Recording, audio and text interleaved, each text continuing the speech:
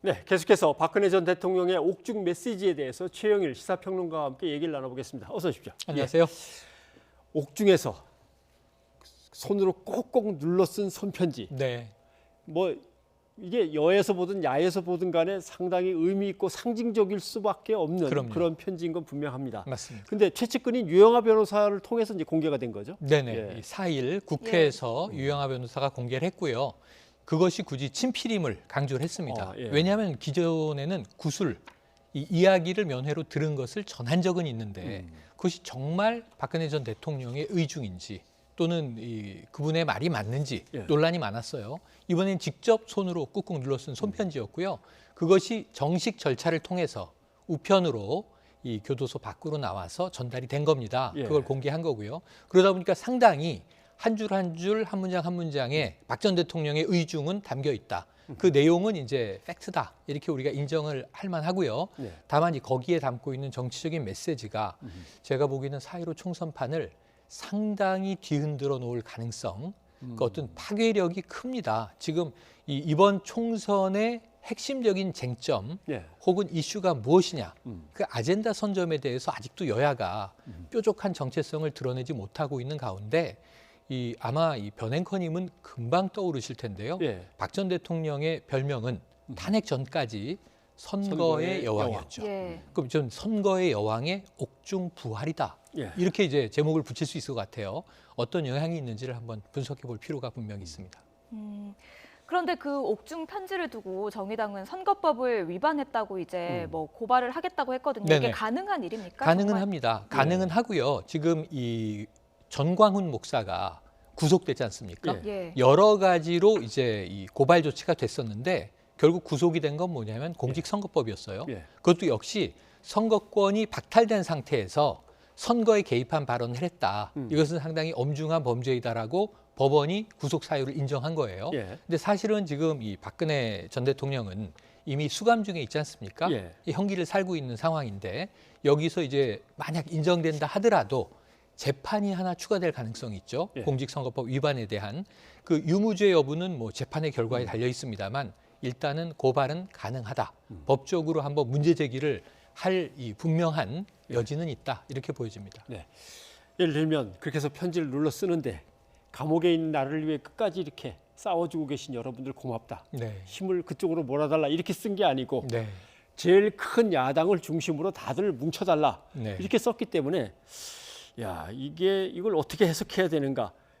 과연 이런 편지를 발표한 것이 어떤 의중을 갖고 있는 것인가? 이제 이걸 또 해석을 해야 되는 거죠. 그러니까 이제 결국은 옥중 정치라는 민주당의 표현도 전 옳다고 보고요. 왜냐하면 네. 이것은 선거에 영향을 주기 위한 이 의도된 메시지인 건 명확해 보입니다. 예. 다만 문제는 뭐냐면 이합집산하는 모습들을 보면서 사실은 내키지 않는 점도 있으나라고 하는 전제를 달고 있어요. 하지만 결론은 뭐냐면 거대 야당을 중심으로 그게 이제 이 미래통합당이라는 것은 그렇죠. 이게 정의당이 고발을 한 소지입니다.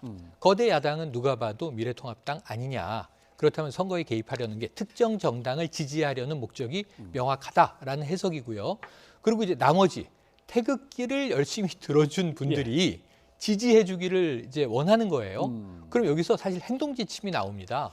지금 우리가 보수 세력 대통합이 이루어졌다고 하지만 새로운 보수당과 구자유한국당이 합쳐져서 여기 전진당이 있습니다만 오늘 결국은 부산에 전략공천된 이현주 의원 한 명이죠. 의석은. 그럼 결국은 도로새누리당이라는 비판을 받았었는데 예. 여기서 빠져있던 세력이 좀 강성우파란 말이에요.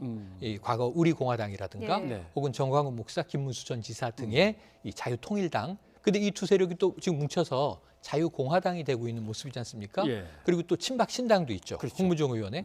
이러한 좀 잔여 세력들이 함께 이 거대 야당인 미래통합당에 함께 합세해서 밀어라라고 하는 정치적인 지시, 이 메시지로 해석될 가능성이 매우 높은 거죠. 친박 쪽의 좌장인 서청원 의원이나 홍문정 의원 이쪽은 좀 뜨악하지 않았을까요? 뜨악했겠지만 예. 사실은 이제 뭐 이 말씀드린 자유공화당 등 이 박 전 대통령의 뜻을 따르겠다. 예. 또 이제 이런 메시지들이 나오고 있고요. 보수 대부분에서는 이것을 반대하는 사람은 하나도 없어요. 아, 뜨한 분위기는 나옵니다만 예. 이 뭐지 하는 이제 반응이 있습니다만 황교안 대표도 이건 환영한다. 예.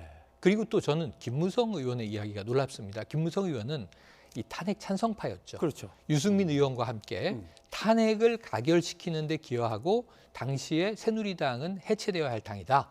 그러고 나가서 바른정당을 만들었는데 복당파가 됐습니다만 예. 박 전 대통령이 이 메시지 환영의 뜻을 표했어요. 그럼 어찌 보면은 보수 진영에서는 중도부터 강성 우파까지 대체로 이 메시지에 예. 호응을 하고 있다는 거죠. 예. 그렇다면 이제 보수 결집 효과는 분명히 있을 것으로 여겨집니다.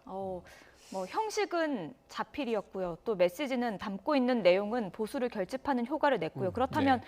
시기는 어떻게 보십니까? 지금 뭐 코로나19 사태도 있고요. 네. 박근혜 시기가 논란이 되기도 했고 또 네. 총선을 앞두고 있는데 지금 이 편지를 내놓은 시기는 어떻게 평가하십니까? 이 타이밍 자체가 이제 지금이 공천 막바지란 말이죠. 공천이니까. 김영호 공관위 위원장에 오늘 사실은 이게 놀라운 소식들이 좀 있습니다. 예. 김태호 전 지사나 뭐 저 홍준표 전 대표가 이 공천 탈락하지 않았습니까? 네. 그러니까 저는 이런 여러 가지 등등해서 근데 한 가지 메시지가 황교안 대표가 아까 리포트에서도 보셨지만 자 이게 지분 요구는 하지 마라. 이게 소위 태극기 세력에게 우리가 지분을 가지고 뭘 하려는 게 아니라 순수한 뜻으로 이 통합을 해달라, 지지해달라 이런 메시지인데 사실 지분 싸움 없는 공천은 존재하지 않죠. 특히 선거판에서 그렇죠. 예. 그렇게 본다면 저는 이 박 전 대통령의 편지 안에는 중요한 핵심 메시지가 하나가 있는데 네. 이건 이 유승민 의원을 굳이 거론하진 않았지만 이 집권했을 때부터 지금까지 배신자라는 낙인을 한 번도 벗겨주질 않았어요. 예. 이합집산이라는 표현까지 쓰면서도 지금 이제 새로운 보수당이 합류에 들어왔지만 예. 상당수 중진 의원들이 컷오프되고 있으면서 유승민 의원은 불출마 선언하고 존재가 거의 사라져 있습니다. 두문 불출. 이런 상황에서 친박 세력에 방점을 두는 형태의 통합 요구 아니냐. 그렇죠. 이건 명백해 보입니다. 태극기를 들어준 분들이 바로 보수 세력의 중심이라는 것을 천명하고 있거든요. 예. 이건 이제 지분이라는 문제를 어떻게 해결할지는 지켜봐야 되겠지만 예. 이 보수의 정체성을 친박, 태극기 세력에게 두고 있다. 분명히. 그럼 전 황교안 대표가 여기에 부응을 한다는 점에서 이 지분 논란을 배제하더라도 상당히 두 가지가 사라졌습니다. 예. 지금 보수 대통합의 3대 요소 중에 첫 번째 탄핵의 강을 건너야 한다. 네. 탄핵의 강은 건너지 않기로 한 것 같고요. 예. 그리고 두 번째로는 개혁 보수로는 가지 않을 것이다. 이 태극기 보수로 갈 것이다라고 한다면 친박 보수로의 회귀거든요. 예. 그런 면에서는 저는 유승민 의원이 그렇게 노력했던 중도로 나가는 길은 다리를 오히려 잘라버린 편지가 된 셈이고 예. 강성우파 중심으로 모인다는 점에서 황교안 대표의 고민이 왼쪽으로 갈 것인가 오른쪽으로 갈 것인가 하다가 결국은 왼쪽의 길을 선택해서 예. 중도 보수 대통합이라고 얘기했었거든요. 네. 근데 이 중도를 포기하고 전통적인 지지 세력을 결집하는 쪽으로 박 전 대통령의 메시지를 아마 받게 될 것이다 예. 라고 해석을 해봅니다. 유영하 변호사가 옮긴 말을 보면 이 편지 가지고 뭐 자기 세를 갖다가 확대하거나 이런 데 엉뚱한 데 쓰지 말라고 경고도 슬쩍 담겨 있어요. 네, 예. 네, 맞습니다. 그러니까 박 전 대통령의 정치 행보는요. 항상 이 그분의 뜻은 구국에 있었죠. 구국. 예.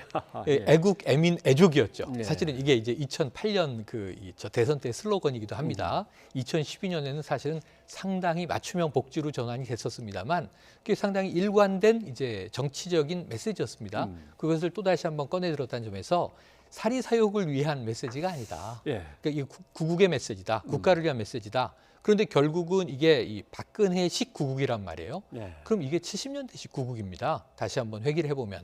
그것이 이제 21세기 정치에서 실패했던 것이고 최순실과 최태민이라는 이름이 튀어나오면서 국정농단과 함께 이 헌정사상 초유의 탄핵이 이루어졌던 것이죠. 그런데 문제는 그 과정이 다 빠져 있고 여기는 본인의 반성이나 성찰은 없어요. 본인은 나라 걱정뿐이잖아요. 그리고 이제 보수들이 나라를 살리기 위해서 뭉쳐야 되는데 그럼 그 반대쪽엔 누가 있냐면 결국은 이제 아까 리포트에 나왔듯이 민주당이 이야기한 촛불 시민이 있습니다. 예. 정의당도 이야기했죠. 그럼 또다시 이번 4.15 총선의 핵심 화두가 뭐가 되냐면 국정농단으로 돌아가서 지금 무고함을 주장하는 박근혜 전 대통령을 지지하는 소위 태극기 세력과 예. 그리고 또다시 그때 탄핵을 주장했던 촛불 시민들의 격돌이 될 가능성이 높다. 예. 전 정권 심판론과 현 정권 심판론의 충돌이 될 가능성이 크다라는 점에서 이것은 매우 과거 회귀적인 정치적인 메시지다. 그런 점에서 참 바람직하진 않으나 정치적인 영향력은 굉장히 아직도, 큰 네. 파장을 가지고 있다고 봐야겠습니다. 그렇다면 다시 이번 총선에서 뭐 촛불 대 국정농단 세력 이렇게 대결이 될 수도 있잖아요. 그렇다면 네. 여기에 대해서 민주당에서 비례대표 연합정당을 지금 구상하고 있는데 네네. 그것도 어느 정도 효과를 지금 추진에 탄력이 붙을 수 있을까요? 사실은 민주당 지도부는 인정하고 있지 않죠. 예. 우리는 비례정당 만들지 않는다고 오히려 당 외곽에서 뭐 녹색당이나 미래당을 중심으로 주로 하승수 위원장이 주장을 했는데 녹색당 내에서도 논란이 커요. 어허. 그리고 정의당은 반대 입장이에요.